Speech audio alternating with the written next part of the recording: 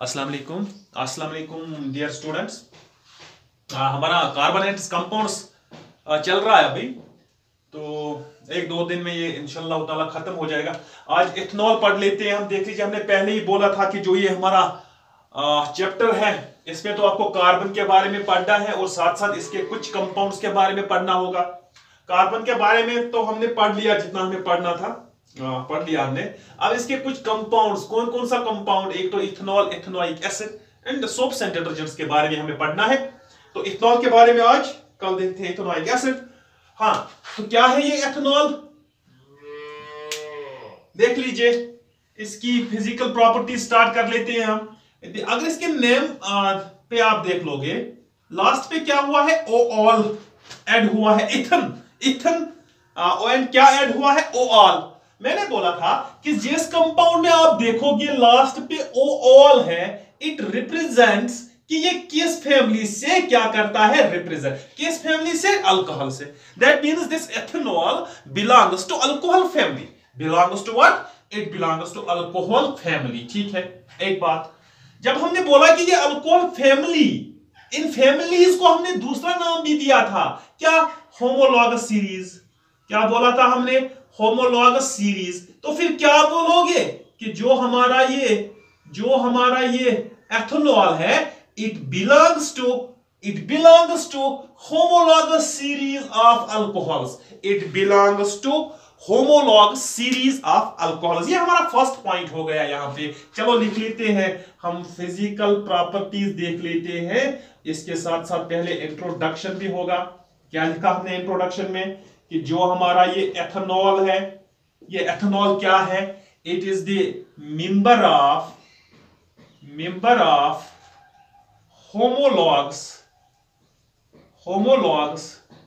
Series of alcohols. Homologous series of alcohol. देख लीजिए, पहला पॉइंट लिखा हमने कि जो हमारा ये एथेनॉल है, ये एथेनॉल होमोलॉगस सीरीज अल्कोहल से बिलोंग करता है। एंड सेकंड मेंबर है ये। जब हमने बोला कि सेकंड मेंबर है, then you have to identify here the first member as well. First member को आप क्या बोलते हो फिर, मेथनॉल। सेकंड मेंबर ये है, क्या नाम है, एथेनॉल। मेथ मींस 1 कार्बन, एथ मींस 2 कार्बन। अगर आप यहां पे इसकी फार्मूला, मॉलिक्यूलर फार्मूला लिखने की कोशिश करोगे, दैट विल बी CH3CH2OH, या आप इस तरह लिख सकते हो C2H5OH। C2H5OH, it is molecular formula. हमें क्या पता चला अब तक, हमें यही पता चला कि जो हमारा ये एथेनॉल है, ये तो अल्कोहल है। It belongs to homologous series of alcohols and second member है वहां पे। इसकी फार्मूला भी हमने देख ली। फिजिकल प्रॉपर्टीज में पहले आप देख लीजिए इसकी फिजिकल स्टेट। क्या देखोगे पहले, फिजिकल स्टेट। इवन के साथ साथ देखो इसका फ्रीजिंग पॉइंट, साथ साथ देखो इसको बॉइलिंग पॉइंट। क्या देखोगे आप, बॉइलिंग पॉइंट। यही तो फिजिकल स्टेट में, फिजिकल प्रॉपर्टीज में तो यही आता है हमारे। ठीक, देख लीजिए यहां पे फिजिकल स्टेट। अगर आप एथेनॉल की बात कर रहे हो, ये जो हमारा एथेनॉल है, ये होता है colourless liquid. Colourless liquid at room temperature. अगर आप रूम टेम्परेचर पे एथेनॉल को देखने की कोशिश कर रहे हो कि एथेनॉल किस स्टेट में है, then this ethanol will be in the liquid state, that too what, colourless liquid. ठीक, कलरलेस लिक्विड। जब आपने बोला कि ये लिक्विड है, तो फिर ये लिक्विड दो प्रोसेसेस कर सकता है। या तो ये लिक्विड, यहां पे देख लीजिए, जब हमने बोला कि ये लिक्विड है, यहां पे ये लिक्विड या तो ये किस गैसियस स्टेट में चेंज होगा, या तो ये सॉलिड स्टेट में चेंज होगा। देख लीजिए हम क्या बोल रहे हैं। पहले तो हमने ये डिसाइड कर लिया कि जो हमारा एथेनॉल है, it is the liquid, colourless liquid room temperature पे। मगर हमने साथ साथ इसका फ्रीजिंग पॉइंट देखने की कोशिश करनी है, साथ साथ क्या करना है, बॉइलिंग पॉइंट। हमें पता है कि ये लिक्विड है, या तो with the help of heat, with the help of energy, ये किस में चेंज हो सकता है, गैसियस में। या अगर आप इससे टेम्परेचर डाउन करोगे, इससे हीट निकालोगे, तो ये कहां पे हो सकता है, सॉलिड स्टेट में जाए। हाँ, आपको पता है कि बॉइलिंग पॉइंट आप किसको बोलते हो? आप बोलते हो टेम्परेचर एट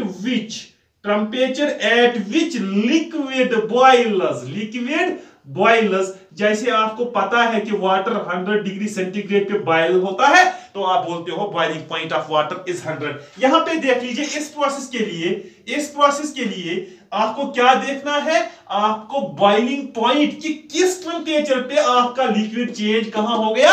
गैसियस में, and that is here 351 kelvin. That is 351 kelvin for ethanol. Ethanol का जो बॉइलिंग पॉइंट है दैट इज 351 केल्विन। हमने 9th में ही बोला था कि जो ये टेम्परेचर है, या तो आप इसको सेंटीग्रेड में मेजर करते हो या फिर आप इसको केल्विन में मेजर करते हो। अगर आपको इसको चेंज करना हो सेंटीग्रेड में, तो आप इसको -373 कीजिए, 273 कीजिए, ये चेंज हो जाएगा किसमें? सेंटीग्रेड में। That will be 8, that will be 7. That means 78 centigrade is the boiling point of ethanol. अब मुझे बोलिए, यहां से यहां क्या हो रहा है? फ्रीज हो रहा है ethanol, and the temperature at which liquid freezes is called its freezing point.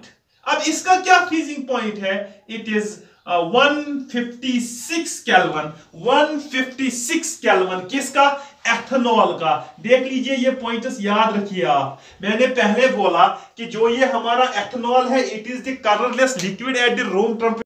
Freezing point क्या बोला हमने फ्रीजिंग पॉइंट बोला इट इज द 156 केल्विन। किसके लिए? एथेनॉल के लिए। अब आप एक काम कीजिए, जैसे मैंने यहां पे इसको चेंज किया सेंटीग्रेड में, आप यहां पे भी इसको चेंज कर सकते हो सेंटीग्रेड में। आप सेंटीग्रेड में भी दे सकते हो कि इसका फ्रीजिंग पॉइंट कितना है। इसका बॉइलिंग पॉइंट तो हमने देख ही लिया ऑलरेडी, ठीक है। अब नेक्स्ट देख लीजिए, next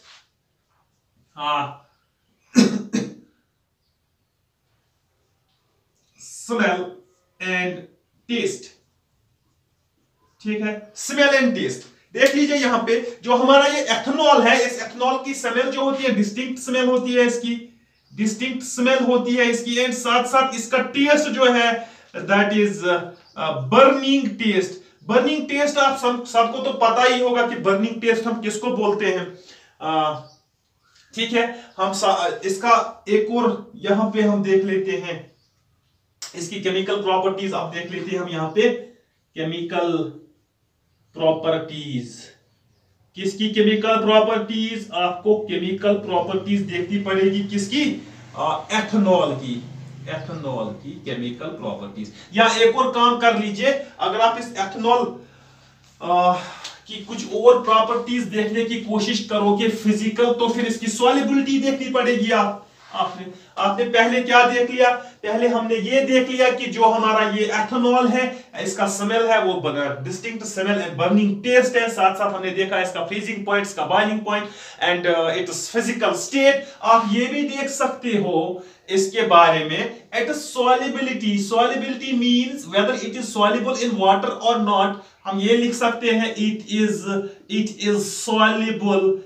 soluble in water in all proportions। आप जितना भी इसको वाटर में डिजॉल्व करने की कोशिश करोगे, ये डिजॉल्व हो जाएगा। एंड साथ साथ लास्ट वन यहां पे देख लीजिए आप, देख लीजिए ये जो हमारा ये एथेनॉल है, ये एथेनॉल जो हमारा है, जो ड्रिंक्स पीते हैं ब्यूरेट्स, जैसे कि rum, whisky, brandy, it is the ingredient of that means ethanol इनमें होता है। इनमें क्या होता है? हमारा एथेनॉल इनमें होता है। if small quantity of dilute ethanol is taken, अगर स्मॉल अमाउंट में आप डाइल्यूटेड मींस इसमें वाटर आपने ऐड किया है, तो कोई लेगा तो इससे ड्रिंकनेस हो जाता है। But if absolute alcohol is taken, it is lethal, ठीक है। ठीक है, अब हमने फिजिकल प्रॉपर्टीज में क्या क्या देख लिया अब तक? हमने अब तक ये देख लिया कि इसका बॉइलिंग पॉइंट क्या है, इसका फ्रीजिंग पॉइंट क्या है, एंड साथ साथ हमने देखा कि फिजिकल स्टेट क्या है इसकी। हाँ, नेक्स्ट पे हमने देखा स्मेल एंड टेस्ट। उसके बाद हमने सॉल्युबिलिटी देखी कि ये वाटर में सॉल्युबल होता है, and ethanol is ingredient of what alcoholic beverages, rum, whisky, brandy. And हमने ये भी बोला कि अगर आप इसको स्मॉल अमाउंट्स में डाइल्यूट ले लोगे तो ड्रंकनेस इससे हो जाता है, एंड अगर आप एब्सोल्यूट अल्कोहल लेके हो तो इट इंप्रूव्स लिटिल समटाइम्स। ठीक है, अब हम इसकी केमिकल प्रॉपर्टीज देख लेते हैं। यहां पे केमिकल प्रॉपर्टीज ऑफ एथेनॉल।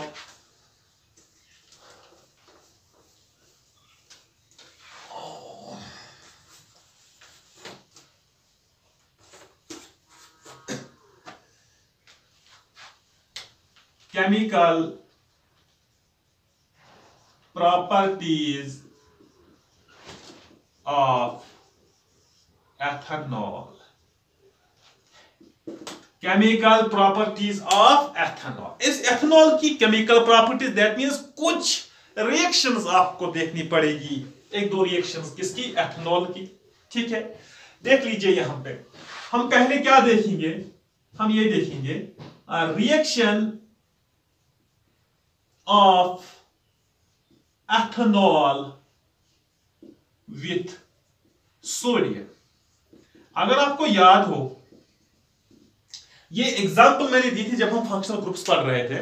मुझे इथेन और एथेनॉल में कुछ डिफरेंशिएट उस वक्त करना था, तो मैंने ये दे दिया था एग्जांपल वहां पे, अगर आपको याद होगा। हम क्या बोल रहे हैं, आपको क्या करना पड़ेगा, आप एक टेस्ट ट्यूब ले लीजिए, ड्राई टेस्ट ट्यूब, एक ड्राई टेस्ट ट्यूब ले लीजिए आप। ठीक है, इस ड्राई टेस्ट ट्यूब में आप 2 ml एथेनॉल ले लीजिए। हमें क्या देखना है, हमें देखना है कि जब रिएक्शन हो जाएगी एथेनॉल एंड सोडियम के बीच में, तो फिर प्रोडक्ट्स हमारे क्या बनेंगे। ठीक है, ड्राई टेस्ट ट्यूब लिया, इसमें 2 ml एथेनॉल आपने डाला। अब साथ साथ एक स्मॉल पीस आप सोडियम ले लीजिए। इस सोडियम को आप क्या कर रहे हो, ये फिल्टर पेपर फोल्ड्स में आप इसको ड्राई करो, रैप करो। ठीक, उसके बाद इसको डालो किसमें, इसमें। ठीक, जैसे ही आप this piece of sodium is inserted in this 2 ml ethanol, a Brisic effervescence appears। ये किसका है, that means hydrogen gas is evolved। देख लीजिए मैं क्या बोल रहा हूं, जैसे ही आप क्या करोगे, ये जो आपका टेस्ट ट्यूब है, ठीक है, टेस्ट ट्यूब होल्डर से आप इसको ले लोगे अपने हाथ में। ठीक है, इसमें क्या करोगे आप, 2 ml एथेनॉल डालोगे, और साथ साथ इस पे क्या डालना है, सोडियम डालना है हमें, छोटा सा सोडियम।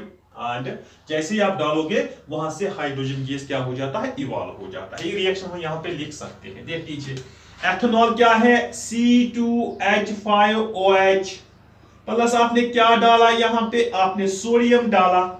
क्या डाला आपने, सोडियम। ठीक, अब एक काम कीजिए, अब इसका प्रोडक्ट देख लीजिए आपका क्या निकल गया यहां पे, आपका निकल गया यहां पे हाइड्रोजन, H निकल गया है यहां पे, H तो यहीं पे है, दैट मींस C2H5O, H निकल गया है, and you have taken it 2 times, that means 2 times H निकल के आपका यहां पे हाइड्रोजन गैस बन गया है। अब क्या बच गया, Na, एंड इसको क्या बोलते हो, सोडियम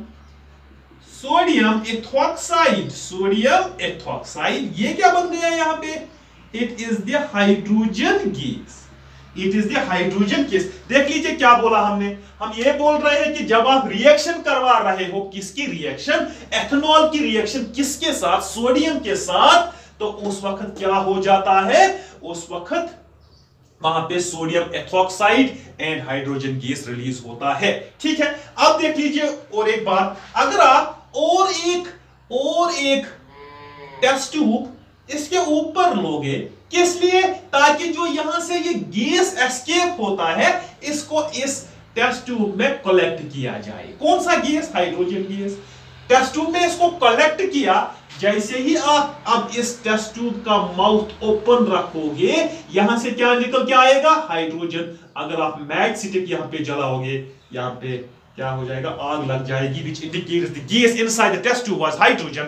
ये क्या इंडिकेट कर रहा है आपका कि जो यहां से गैस निकल रहा है, ये गैस आपका हाइड्रोजन गैस है। तभी हमने यहाँ पे हाइड्रोजन लिखा, बाकी जो था वो यहाँ पे लिख लिया हमने। ठीक है, क्यों? क्योंकि हाइड्रोजन गैस क्या है? इट इज कंबस्टेबल गैस, इसी को आग लग जाती है। ठीक, नंबर सेकंड रिएक्शन क्या देखनी है? Reaction with concentrated sulphuric acid, concentrated sulphuric acid. देख लीजिए दूसरी रिएक्शन, आप इसकी देख लीजिए। किसकी दूसरी रिएक्शन? एथेनॉल की। कि क्या हो सकता है इसमें? आपने किसके साथ मिलाया? सल्फ्यूरिक एसिड के साथ। यह बोला जाता है कि जब आप एथेनॉल को when ethanol, ये लिख लीजिए, when ethanol is reacted with what? concentrated sulfuric acid, and इस वक्त जो आपका टेम्परेचर है 443 केल्विन। ठीक है, 3 केल्विन। आप क्या लिख सकते हो कि क्या हो जाता है? Alkenes are formed, alkenes are formed. ये पॉइंट यहां पे देख लीजिए। जैसे ही आप एक्शन कराओगे सल्फ्यूरिक एसिड का in presence 443 kelvin of temperature, ये जो आपका एथेनॉल है ये चेंज हो जाता है। किस में चेंज हो जाता है? It gets change to alkenes. Alkene means कि आपका क्या हो गया है? अनसैचुरेटेड हाइड्रोकार्बन यहां पे बन गया है। आपका कंपाउंड कौन सा था जिसकी बात आप कर रहे हो? इथेनॉल 2 वाला, 2 कार्बन वाला। एल्कीन भी 2 कार्बन वाला बनेगा, दैट मींस एल्कीन एथेनॉल से इथीन बन जाएगा। यहां पे देख लेते हैं ये reaction. It is C, it is 111। ये हाइड्रोजन्स है यहां पे भी कितने हाइड्रोजन्स है? 2 हाइड्रोजन्स है और OH है इसके साथ। ठीक है, अब यहां पे देख लीजिए आप क्या कर रहे हो? H2SO4 443 kelvin of temperature. मैं बोल रहा हूं कि यहां पे आपको क्या बन जाएगा? यहां पे आपको ये देख लीजिए क्या बन गया, आपका इथीन बन गया। क्या बन गया यहां पे? इथीन। मगर साथ साथ कुछ और भी निकला, इसमें कुछ और भी था। देख लीजिए यहां पे 3 हाइड्रोजन थे, अब 2 ही है। दैट मींस एक हाइड्रोजन यहां से निकल गया है। एंड यहां पे OH था तो यहां पे OH है ही नहीं। That means OH H2O, that means water molecule भी यहां पे निकल गया है। क्या निकल गया है? Water molecule. देख लीजिए एक बार फिर, जो हमने इथेनॉल लिया था, इथेनॉल से इथेन बन गया एंड वाटर मॉलिक्यूल निकल गया। वाटर को क्या बोलते हो? हाइड्रेट, डिहाइड्रेट हुआ है यहां पे। तो फिर हम इस प्रोसेस को क्या बोलते? मींस निकलना, डिहाइड्रेशन। इस प्रोसेस को क्या बोलोगे आप? Dehydration. What is this dehydration? Dehydration means removal of water molecule, removal of water molecule. And water molecule किससे निकल गया? सल्फ्यूरिक एसिड से। सल्फ्यूरिक एसिड की वजह से क्या हुआ? ये डिहाइड्रेशन रिएक्शन हो गई। तो फिर आप इसको बोलोगे, इस सल्फ्यूरिक एसिड को, it is dehydrating agent. What is it? Dehydrating agent. क्या हो गया हमारा डिहाइड्रेटिंग एजेंट? क्या मतलब? जिसकी वजह से मॉलिक्यूल से वाटर मॉलिक्यूल निकल जाता है, उसको हम बोलते हैं dehydrating agent. And reactions in which water molecule is eliminated, उसको हम डिहाइड्रेशन रिएक्शंस बोलते हैं। ठीक है, these was the chemical properties. पहले तो हमने देख लिया कि सोडियम के साथ आप इसकी रिएक्शन करोगे तो क्या बनेगा वहां पे, कैसे कैसे बनेगा। एंड नंबर सेकंड हमने देखा कि अगर आप इसकी reaction in presence of what कर रहे हो? सल्फ्यूरिक एसिड, तो फिर आपकी एल्कीन्स वहां पे बन जाएगा और साथ साथ आपका वाटर मॉलिक्यूल रिमूव होगा। डिहाइड्रेशन रिएक्शन आप बोल सकते हो। एंड सल्फ्यूरिक एसिड को आप यहां पे डिहाइड्रेटिंग एजेंट बोल सकते हो। हाँ, यूजेस ऑफ एथेनॉल हम यहां पे देख लेंगे, कुछ यूजेस इसके खास यूजेस देख लीजिए। First use in the form of rectified spirit, in the form of rectified spirit. अब ये rectified spirit है क्या? It is 95% ethanol and plus 5% water. 5% water. क्या बोला हमने? 95% ethanol and 5% water, इसको हम बोलते हैं rectified spirit. इस rectified spirit से आप क्या कर सकते हो? क्या यूज होता है? It is used as antiseptic. It is used for antiseptic for wounds. It is used for antiseptic for wounds. अब तो आपको पता ही है कि ये एंटीसेप्टिक होता क्या है. एंटीसेप्टिक है जो जर्म्स को ग्रो नहीं होने देता, आपको इन्फेक्शन से बचाता है. वही हम यहाँ पे लिखते हैं in the form of rectified spirit. That's 95% alcohol. What alcohol? Ethanol. 5% water. It acts as antiseptic for what? It acts as antiseptic for this awards. हाँ, हम इसको इन इंडस्ट्री यूज कर सकते हैं. इन इंडस्ट्री ये जो इथेनॉल हमारा है, it is acts as solvent. Solvent आपको पता है, सॉल्यूशन जब आप बनाओगे तो फिर उस सॉल्यूशन में दो कंपोनेंट्स होते हैं अपने.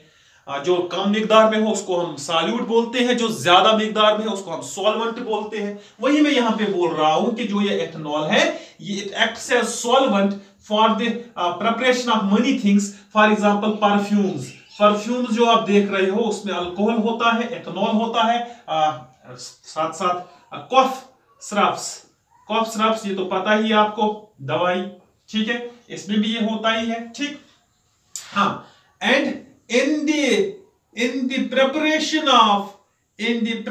of many other chemicals, और बहुत सारे केमिकल्स की प्रिपरेशन के लिए हमें एथेनॉल की जरूरत पड़ती है. जैसे chloroform, one of the important, chloroform, iodoform, acetic acid, पता ही है एसिटिक एसिड कितना इंपॉर्टेंट है, एक्स्ट्रा. ठीक, हाँ, आगे चलिए. एंड क्या बना सकते हो आप एथेनॉल से?